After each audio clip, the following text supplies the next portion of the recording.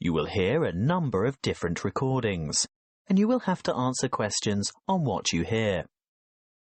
There will be time for you to read the instructions and questions, and you will have a chance to check your work. All the recordings will be played once only. The test is in 4 sections. At the end of the test, you will be given 10 minutes to transfer your answers to an answer sheet. Now turn to Section 1. Section 1. You will hear a conversation between a guest and the receptionist at a hotel. First, you have some time to look at questions 1 to 5.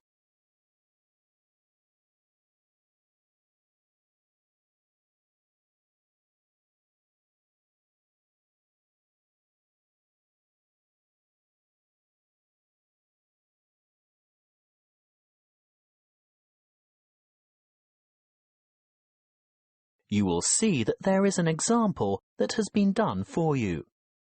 On this occasion only, the conversation relating to this will be played first. Good afternoon. My name is Kelvin Jones. I booked by internet yesterday. Good afternoon, Mr. Jones. Welcome to the Armitage Hotel. Can you spell your first name for me, please? Certainly. K-E-L-V-I-N. Thank you. Do you have your booking number? Or perhaps you printed out your confirmation? The guest's first name is Kelvin, so K-E-L-V-I-N has been written in the space. Now we shall begin. You should answer the questions as you listen, because you will not hear the recording a second time. Listen carefully and answer questions 1 to 5. Good afternoon. My name is Kelvin Jones. I booked by internet yesterday. Good afternoon, Mr. Jones. Welcome to the Armitage Hotel.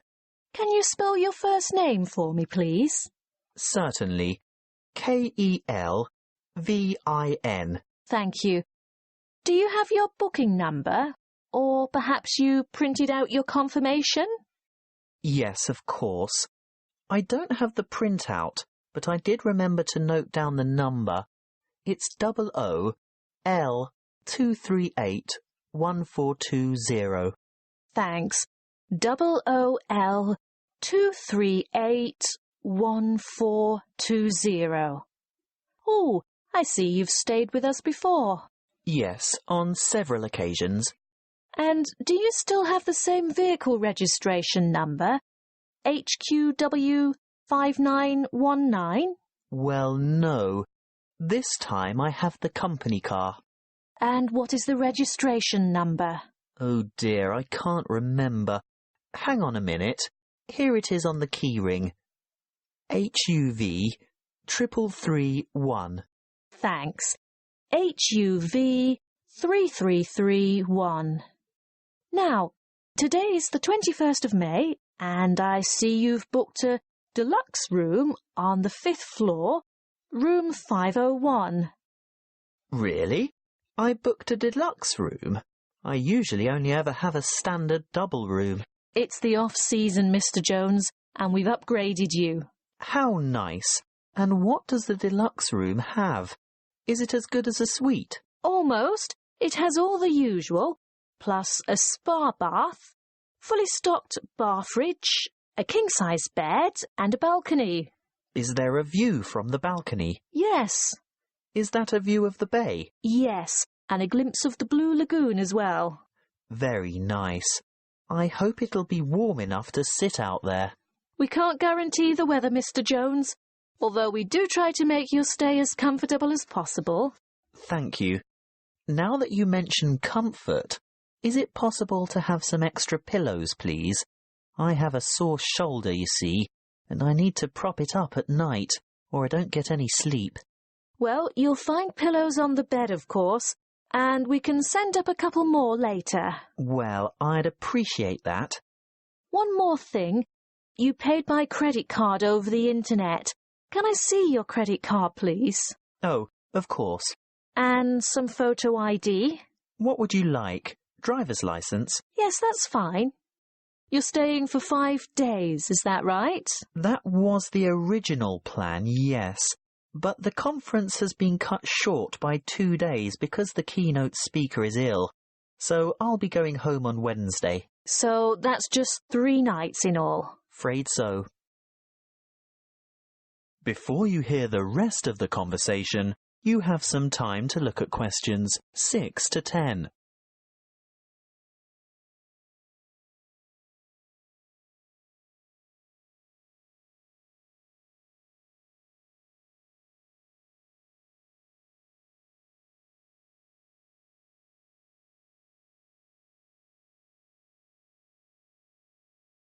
Now listen and answer questions 6 to 10. Is there anything else I can help you with? Actually, there is. The conference is in a building called Chancery Chambers, but I don't have any idea how to get there. Oh, that's the funny-shaped building on the corner of King and Richard Streets. It's quite straightforward, really, and only a few minutes' walk. Look, I'll show you on this map. Good. A map. I like to follow a map if possible. Right, well, step out the front entrance of the hotel and you're on Hobb Street. Head south on Hobb Street towards Gorse Lane and take the second on the left onto Vickers Street West. Go all the way down the hill past the Mexican Cafe on your left, the Rebel Hostel on your right, and the big church on the corner of Allen Street. Oh, I think I know the one. It has a huge steeple. Yes, you're right. When you get to the bottom of the hill, you'll have to cross over the main street. What's the name of the main street? Mill Street. Mill Street. Ah, yes, there it is. Cross the main street and continue on to Vickers Street East. There's a big bank next to a bookshop on the corner. Go up the hill towards the entrance to the park. I've heard it's very beautiful. Oh, yes. Well worth a look when you've got some free time. Anyway, don't go in the park. Turn left into Kitchen Street. You'll walk past Bowen's Bistro. Actually, probably the best place to get a good lunch at a reasonable price. After Bowen's, take the second left into Baker's Lane. It's a very short street. Then take the first on your left onto King Street, and you should see the Art Deco Chancery Chambers building a bit further along on the corner of Richard Street. Oh, thank you for that. I'm most grateful. That is the end of section 1. You now have half a minute to check your answers.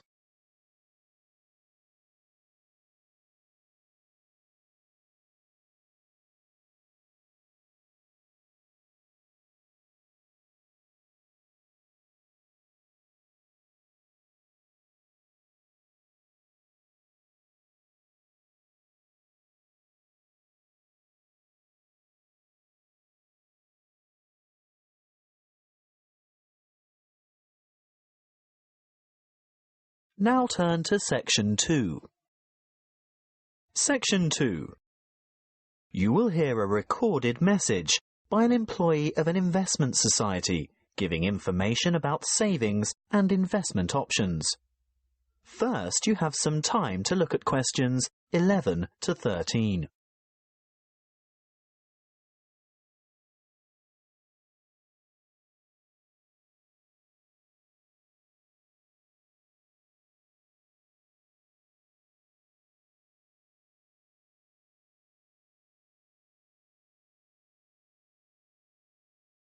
Listen carefully and answer questions 11 to 13. Welcome to the information line of the State Investment Society. Why would you choose to put your money into an investment society and not a bank? Well, SIS offers everything you'd expect from a bank, but the difference is we're a cooperative.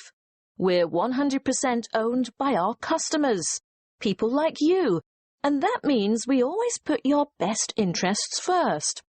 You won't see our profits going into large foreign-owned finance corporations.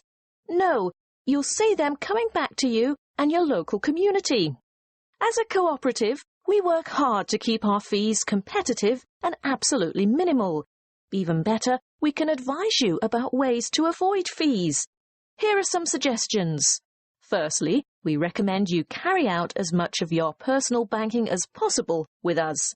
We won't charge account fees unless your account becomes inactive for some reason. See? No unnecessary fees. Secondly, if you maintain certain minimum account balances, you won't have to pay any transaction charges for transferring money between any accounts that have the same customer number, although there may be some service charges that apply, such as the establishment of automatic payments. So, how can we help you? Before you hear the rest of the talk, you have some time to look at questions 14 to 20.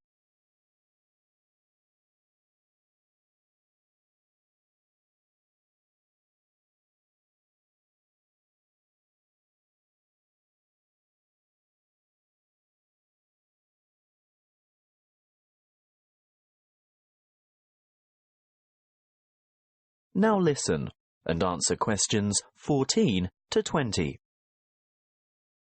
Let's look first at savings options. We can give you 3 options. Our internet account earns you interest from your very first dollar deposited. You don't have to maintain a minimum balance, and you earn a good interest rate from the start. Interest calculated daily and paid into your account monthly. You always have immediate access to your money by using the internet, text or telephone banking. What's more, there are no account or transaction fees. With our Stairs Savers scheme, the more you save, the higher interest you earn. Again, there's no minimum balance, but as your balance grows, you'll earn higher interest rates.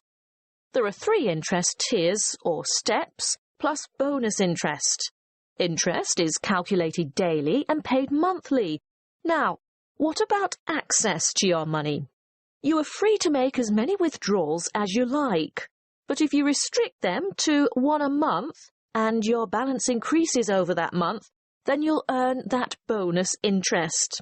With our simple saver scheme, access is available anytime and we don't impose penalties for withdrawals. This scheme has 1 interest rate, no minimum balance, and interest is calculated daily and paid annually at the end of the financial year, the 30th of June. So, you can see that savings accounts are ideal if you're starting from scratch. Do you know you can open a savings account with as little as $10? They're usually the best choice for short-term financial goals. For the longer term, we recommend some kind of investment account. Let's take a look at our investment options. Starting with the safest, the most secure, low-risk option is a basic term deposit, starting with a minimum deposit of $1,000. Interest is calculated daily, but you can choose whether to have it paid out monthly, quarterly, or at maturity. What we recommend if you really want to see money grow is having interest compounded quarterly.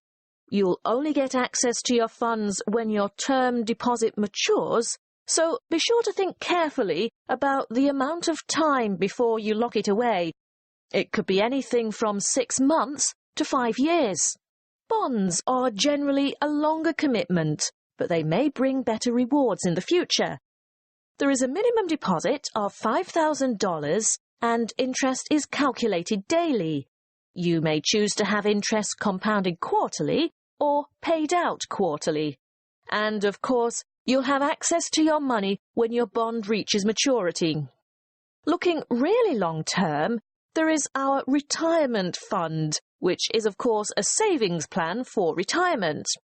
There is no minimum deposit, but the good news is that you can choose to contribute a certain percentage of your income before tax is paid on it. As for interest, well, you choose a particular type of fund which has a different level of return depending on the level of risk. And access? Well, not before you turn 60 years old. As I said, it's a retirement scheme. That is the end of section 2. You now have half a minute to check your answers.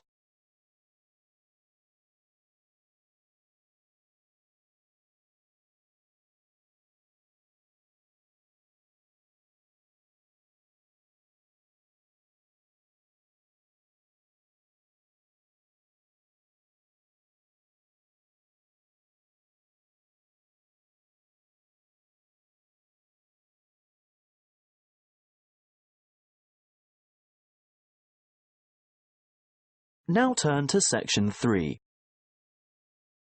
Section 3. You will hear a conversation between two students and their professor, who is asking them to organise a panel discussion for an upcoming conference. First, you have some time to look at questions 21 to 23.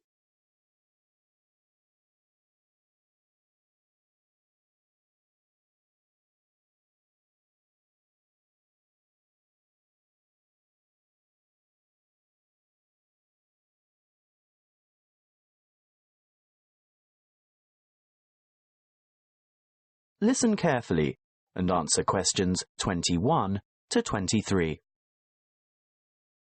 Come in and sit down, Louise, Stuart. I suppose you're wondering why I've asked you both to come here today. Well, we've heard rumours. Forget the rumours. I'll get straight down to business. You know that I'm organising a conference on 17th century English literature? Yes, but, well, I've arranged for 3 keynote speakers, and I've invited 25 panellists so that we can have 5 panel discussions. And I want you two to organise one of the panel discussions. But we haven't done that before. Is it like a team presentation? No, the purpose is quite different.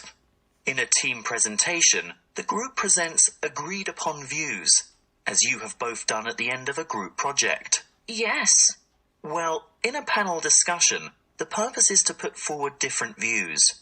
We want to expose the audience to several different viewpoints at the same session. It can help the audience evaluate their own positions regarding specific issues, and if it's well conducted, it's usually more interesting than a single speaker forum. Before you hear the rest of the conversation, you have some time to look at questions 24 to 30.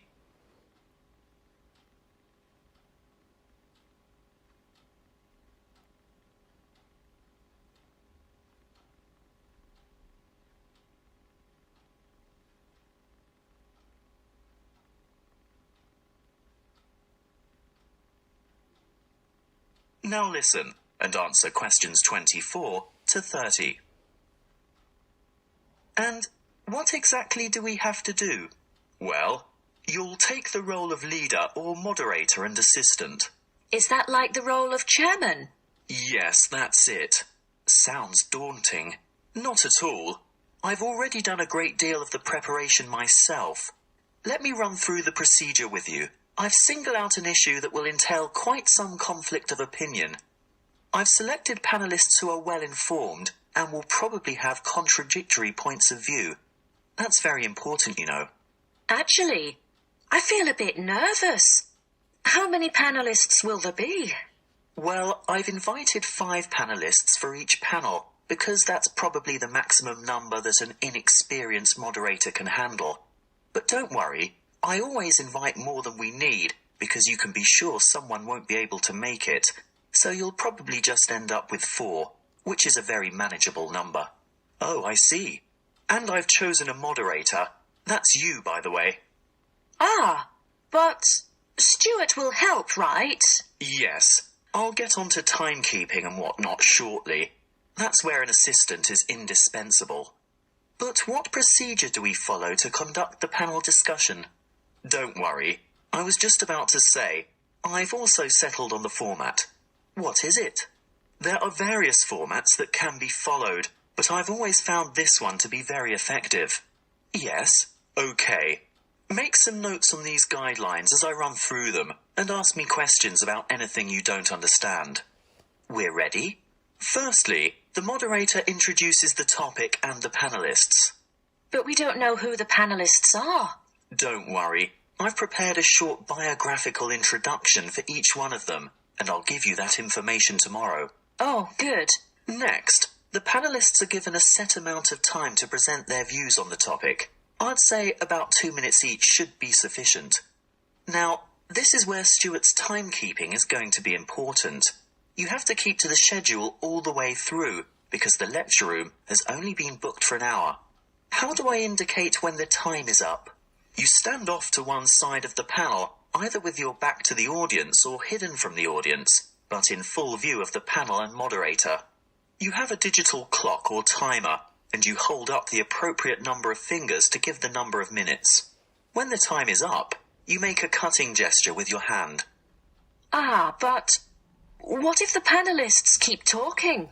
Then that's your job to politely intervene and move on to the next segment, which is the discussion itself. Panelists discuss, ask questions, and react to the opinions of other panel members. This, of course, is their primary function and should occupy about 60% of the allotted time. Stuart will watch the time, right? Yes, because you'll be making brief notes. Why? Well, when the time's up, the moderator shuts down the debate and provides a summary of the discussion. Oh, and then it's over? Well, no. The secondary function of the panel is to answer questions from the audience, and that should take up the remaining 15 to 20 minutes. It's the leader's role to recognise appropriate questions and reject those not related to the subject. During the question period, you must maintain strict control, and this will most likely be the toughest part of the whole job. Oh dear. Stuart will of course help you here by ensuring that as many people as possible have a chance to ask their questions, and that no one member of the audience tries to dominate. With about 5 minutes to go, he'll announce that there's time for only a couple more questions, then announce, last question. And then it's over? Not quite. You still have to acknowledge the involvement of the panelists and invite the audience to thank them with a round of applause. Should I clap too? Yes, you should both take part in the applause. That is the end of section 3. You now have half a minute to check your answers.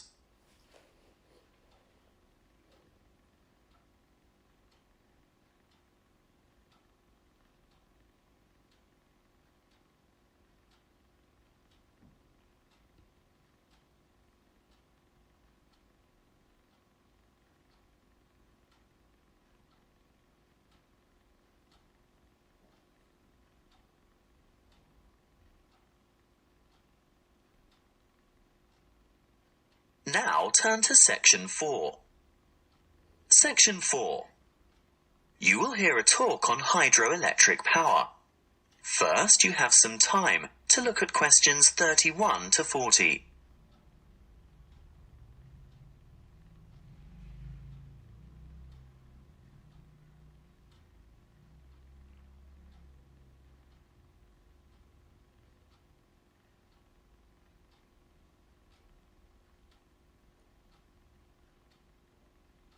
Listen carefully and answer questions 31 to 40.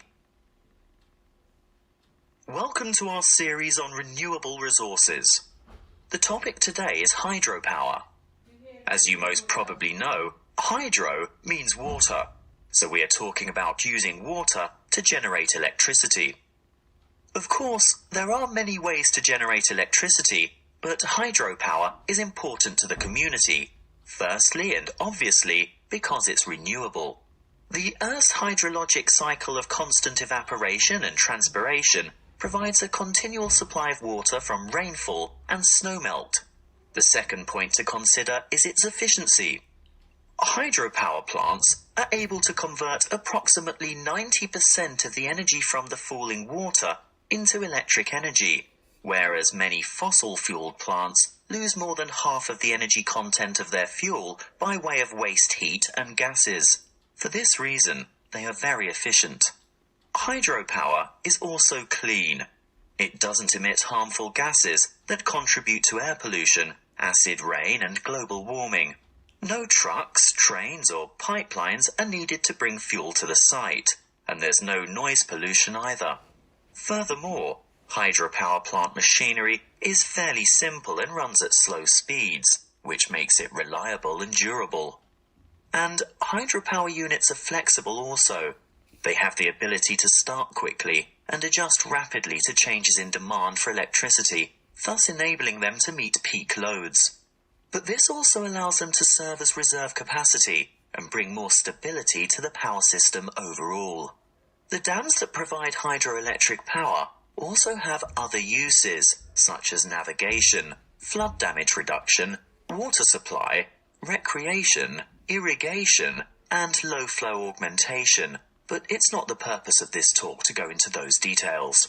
How do the hydropower plants work? Well, a dam is built across a river, which captures water to form a reservoir and raises the water level to create head. Think of head as the vertical distance that the water falls as it passes through the dam. In other words, the difference in water level between the reservoir behind the dam and the river below. Water from the reservoir flows through an intake gate into a penstock. This is a kind of narrow channel which leads to the turbine below. The force of the water causes the turbine to rotate rapidly, which in turn drives the generator to spin and produce electricity. The electricity is carried the long distances from the powerhouse to substations on the outskirts of cities via power lines. Can you build a hydropower unit on any river? Well, no. Just having water in a river isn't enough. A good dam site must have enough stream flow as well as enough head. A fast-flowing river on the plains is probably not suitable because a dam couldn't be built high enough to provide the head needed for efficient production of electricity. On the other hand, dams in arid high country may have plenty of head but insufficient stream flow. The perfect spot for a hydropower plant is where the right combination of stream flow and head exists. What about the environment? Surely the construction of large dams has an environmental impact. Well, yes it does. Certainly dams and reservoirs are built to improve the lives of people living in towns, farming communities and cities. But there must be a balance between development and preserving the natural environment. Needless to say, the natural river environment is changed, which leads to changes in river ecology and aquatic habitat. Sometimes, for example, dissolved oxygen levels below dams get so low in summer that there is a negative impact on aquatic life. These levels can be improved, however, by using special aerating turbines and/or injecting oxygen directly into the stream flow. In order to protect and improve the habitat for endangered and other species of birds, fish and water life, there needs to be a thorough review of operating plans to see if a better balance can be achieved. Hydropower plant design and operation must not only meet the needs of consumers for electricity, but work hand in hand with agencies whose concern is for the fish and wildlife, water quality and water supply. That is the end of section 4. You now have half a minute to check your answers.